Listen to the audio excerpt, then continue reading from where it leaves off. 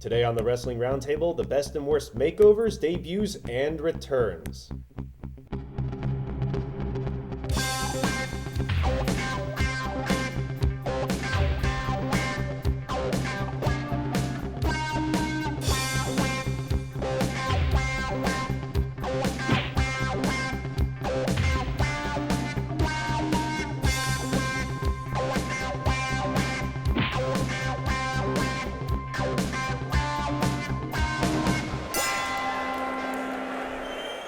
Today is Sunday, October 24th.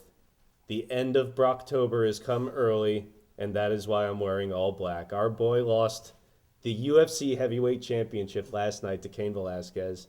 He'll be back, though, sometime, but we're back right now. Welcome to the Wrestling Roundtable. I'm the host, Eric Santamaria. I've been working in wrestling 6 years this month. And I'm a videographer and working with Pro Wrestling Respect whenever we do that. As you can see, the Pro Wrestling Respect DVDs are available at WrestlingRoundtable.com, as well as the Wrestling Roundtable t-shirt. Please support the show, shop there, join the newsletter and message board on our website, as well as getting the links to our MySpace, Facebook, Twitter, iTunes, and Go Fight Live shows, which are really just versions of this. So you can watch us many different places, and please share, comment, rate, and subscribe. Tell all your friends.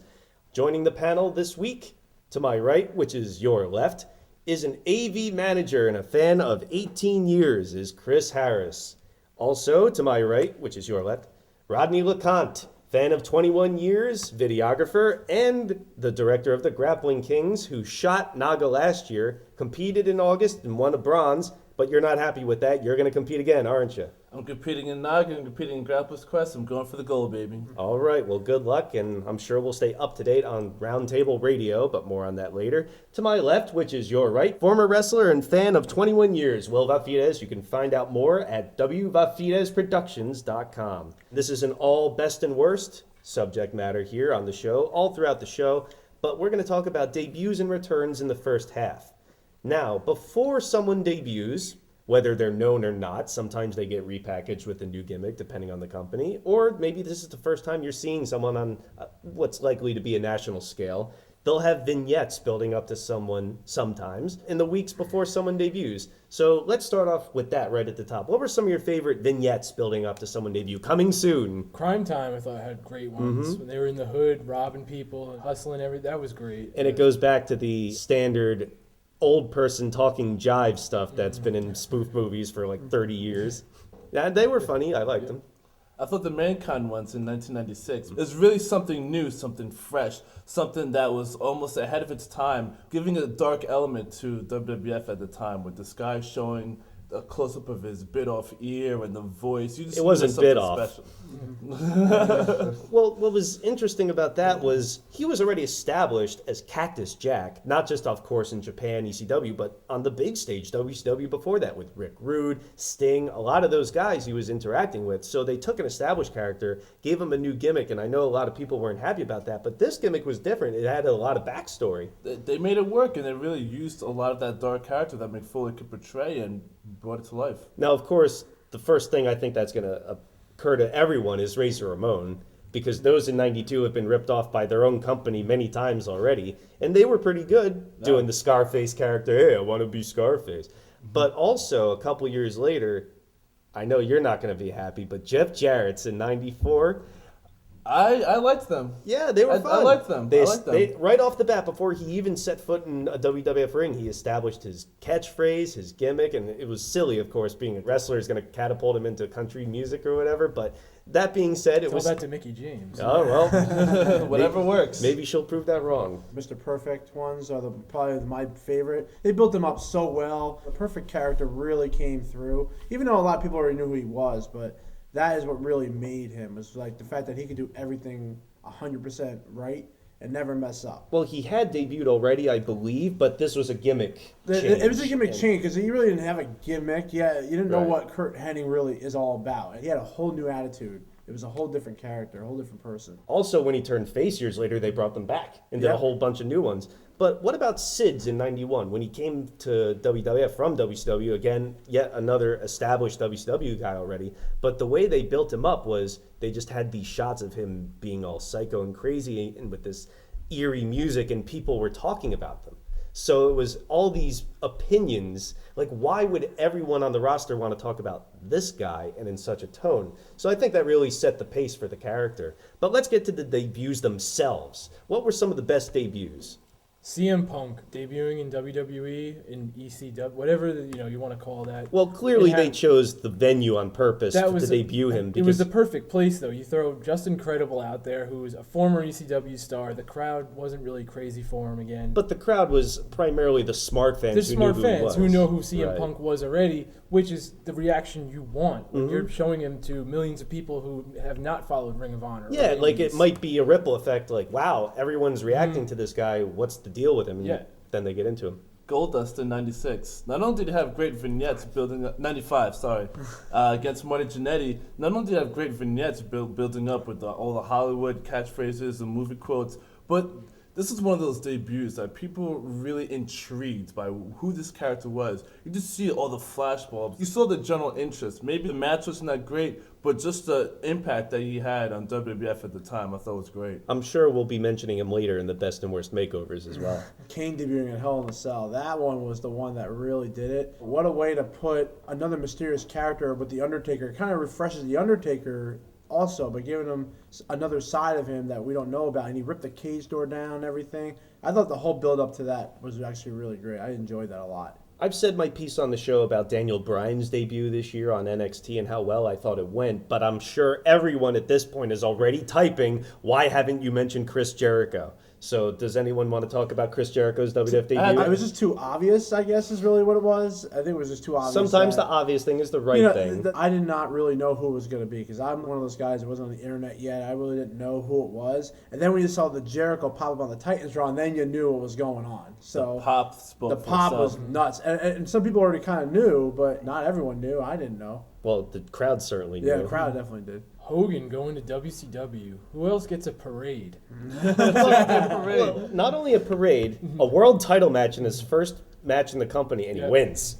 Yeah. Now, this was also doing the Flair-Hogan match WWF never did on a big stage, on a big pay-per-view, so kudos to them. But one of my favorites recently was Alberto Del Rio on SmackDown. Now, they harp on the youth movement all they want. He's not really a young guy either, but as far as a fresh character goes, how much better of a debut can you have to have such an elaborate entrance, as he did with his own announcer and music, a main event slot on your first show, and beating an established main eventer clean?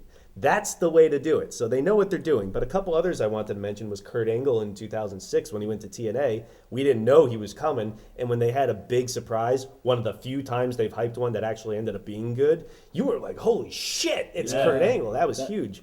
And the segment with him and Samoa Joe, too. That was one of the last times in wrestling in the past few years I've gotten the butterflies, like, wow, this is really good. This is something, and it's going to lead to something. And it didn't really, but at least for that night, it was electric. It was awesome. Ted DiBiase showing up in WCW in 96. The big swerve when he was in the crowd, 1, 2, 3, 4, next week, 5. Of course, you're thinking the Horsemen, swerve, it's the NWO. It was awesome. You just didn't know, though. You didn't know. It was only good for about 1 minute was DDP. When he took off the mask, revealing he's Undertaker's stalker. Yeah. When he took off the mask, you completely forgot about this whole storyline until Jim Ross started, oh my God, he's a stalker. And just like, oh, we got to get back to this shit. But the initial reaction, seeing a WWF Raw crowd holding up the diamond was great enough where you could forget about the rest of the goofy stuff. Well, that could have been one of the worst after that 30-second reaction. So let's cover that really quickly. What were some of the worst? Now, of course, the first obvious one is the Shockmaster. How low budget did this look when they have a glittery Stormtrooper helmet and he trips over the board in the most infamous wrestle crap moment in wrestling history with this horrible Ole Anderson overdub still going on. Sid Vicious, you've ruled the world. Blah, blah, blah. So let's get that one out of the way. But what were some of the other worst ones? Bret Hart in WCW. Easy answer. The big one coming off the hottest angle in wrestling history at the time. And what did he do? He just walked out and didn't even say anything. Pins, and that's it. Lackluster. Rocky Maivaia's debut. You know, they were talking about the person. Really? I have that one of my best. Here's my reason why. Is that the gimmick didn't work at all. Madison Square Garden show. What was Rocky didn't work. No, I don't. What worked about it? Yeah, great vignettes, building him up as a third-generation superstar. Showed him working out. This is back when and we he do- was and it was a sole survivor on the Survivor Series. He was a young guy coming up, and his family. If you want to talk about Survivor Series '96, I think Flash Funk takes the worst debut on that show. Yeah. I was looking at the Funkettes' ass the whole time, so I don't know. The Ultimate Warrior in 1998. This should have been big, but just hearing him blabber for 10 minutes, it was cool when I first switched the channel. I was like, holy shit, the Warrior Night Show. But then after 2 minutes, you really don't know what he's talking about. One of those segments that went on way too long. There's a lot more that we need to cover in this segment, so we'll follow up on the radio show. Don't worry, there's a lot more, like Ric Flair and the WWF in 91. I know you and I disagree about that, but we'll get into it on blogtalkradio.com. All right. But one I wanted get to it throw on. out there before we end this segment was Rob Van Dam this year in TNA. Oh my God, they take one of the most over wrestlers in the past 10 years, put him in there against Sting, which is of course like a dream match, with no hype, on free TV. It lasts like 30 seconds, if that. And then he gets the shit beat out of him for 10 minutes with a bat. Great way to start off there, TNA.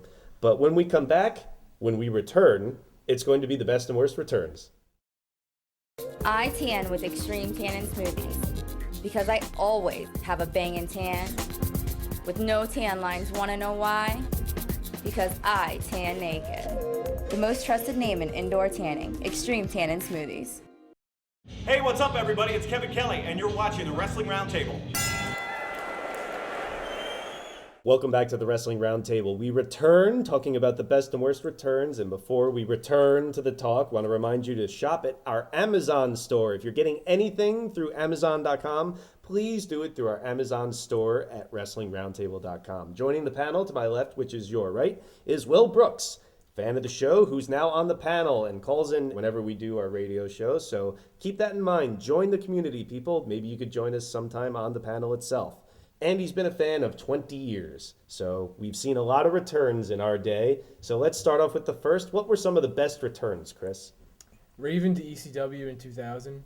Yes. The Dudleys on their way out with the tag belts. Raven and Dreamer, the old rivalry, together to take those belts away from them before they get out of there. He was just in WCW like a couple weeks It was- before, yeah, it was- or thereabouts. And then the Elks Lodge came unglued, and they had just started on TNN also. So holy shit, Raven's not only back, he won the belts with Dreamer of all people before the whole former rivals as tag champs became a cliche. Yeah. That was good. Taker Judgment Day 2000. When he came in during the Iron Man match. The Underbiker. The Underbiker, exactly. Debuting a brand new gimmick, which might be mentioned later on. No one really expected. That was a great return for The Undertaker. Scott Hall, 1996, Monday Night Nitro. The initial starting off with the NWO, coming out from the crowd, interrupting a match he had nothing to do with and never had to angle with either guy. You know who I am, but you don't know why I'm here. That was cool. Raven, when he returned to WCW, from being a surfer dude he was before. Scotty Flamingo. This I guy think, from in, yeah, and then he came back as Raven and started the whole Ravens flock, which I thought was cool. Let me mention that segment, or that night of Nitro in particular, because Kurt Hennig debuted that night as well. Yes. So even though we had seen Raven earlier in the show in the crowd, they both showed up in the company on the same night. I believe it was June 97, and all in the same segment. At the end, NWO beat down as usual. Then Kurt Hennig shows up. Holy shit, he's walking out. No one knows what for. Raven jumps the guardrail in front of Scott Hall, and Hall's like, what are you doing? Off the air. That's a cliffhanger. But speaking of ECW, guy who came back to ECW many times, Sabu, in 95, 98, whatever. The guy came back all the time, and it's the classic lights go out, and all of a sudden, like in the middle of that Taz Shane Douglas title match on pay-per-view, and the big sparklers behind the silhouette of Sabu, Yeah. that was awesome. But I did want to mention Ric Flair, because he had two in one company. When he came back to WCW in 93, he filled in for Sid, because Sid stabbed Arn Anderson in the UK. He got thrown out. And then they put Flair in Sid's place against Vader, so it was in Charlotte. So, of course, it's going to be a big return for Ric Flair to his stomping grounds. But it was also a title match. He put his career on the line. Flair, of course, was old then. So it was a big feel-good comeback. And then also in 98, the big Ric Flair Tuxedo Horseman reunion in September of That was 98. cool. Yeah, Wow, that was what a really ceremony cool. That was. So, what were some of the opposites, the worst returns? Hulk Hogan, WWE 2006. Man, what a disaster. This was the Randy Orton feud? This was the Randy Orton feud, which the year before he had done the Michaels feud, which was a great feud, great build-up, great match. Come a year later, I don't even think he showed up on Raw at all whatsoever. Orton has to drag this thing out, and Orton's Mr. Personality, so he can definitely do this. Was this the year that he beat up that fake Hogan? Yeah, that was it was the year also of Hogan Knows Best, so his stock was pretty much through the roof at this point. Mm-hmm. Then he shows up at SummerSlam. It's like the third match on the card. Pins Orton in like 2 minutes, walks out, and we never saw him again until he went to TNA. That RKO On the card. on the card. Yeah. Oh, that's horrible. Classic moment. Horrible. Classic moment. When DX is coming back and was it 09, showing the vignettes of HBK cooking, him working at the restaurant. Super kicking that little girl. Kicking the little girl. That has to be one of the most atrocious things that I've ever seen in wrestling. I mean, come on. You really expect us to believe a company who doesn't want to insult our intelligence thinks that HBK is so poor after having a great match with Undertaker that he's working at a restaurant? Well, he didn't sell it to Come on. JBL, remember? JBL was the one paying him. Yeah, sure. All of that was just ridiculous, unnecessary. I had blissfully forgotten that and put it out of my mind. Thanks, Rod. Hey, that's what I'm here for. Jake the Snake Roberts in 96. Ugh. He came back kind of fat and like Bible. Fat and Bible. He was like The all that. initial return at the Rumble was good. Yeah, but it just didn't last. I mean, he wasn't as cool as I remember him being. And then he fell off the wagon a couple times over. Al Snow's rather lackluster return to the WWF on Raw in '98 after he had gotten so hot in ECW, on the verge of winning their championship before WWF pulled the plug on that, and he just shows up backstage in a garage, and it was like, oh, this ain't going to go well. This guy was hot, and just in that segment alone, it's not going to end well, and it didn't, much like Matt Hardy's return I in was just thinking 2005. What about the Ultimate Warrior in 96? No one mentioned that. I figured someone was going to mention it. The initial return was good, but the run itself was just It was awful. horrible, It didn't work, and his only really one-on-one pay-per-view match was against Goldust. Come on. There were just so many more dream matches that he could have, would have, and should have had, and none of them were made. Although taking a pedigree and standing up immediately afterwards, it can't be all that bad. Well, we That's the wouldn't best appreciate moment it of it. until 5 years later. Right. I just mentioned Ric Flair as one of the best returns, but I think he's one of the worst as well. And that would be in 2001 when he came back to the WWF because the timing. I guess it appeared good for WWF because after that fucking horrible bomb of an invasion angle, hey, we got Ric Flair. And we'll just pretend the past 8 months didn't happen, which is what they did. Of course, Jerry Lawler returned on that night also, so it was like, oh, we got Lawler and Flair back. But still, how many of us were like, the day after, Mr. WCW, you bring him in the day after you kill it? It didn't make sense to me. But it makes sense to move on to our next topic. We're going to make over our topic. When we come back, best makeovers.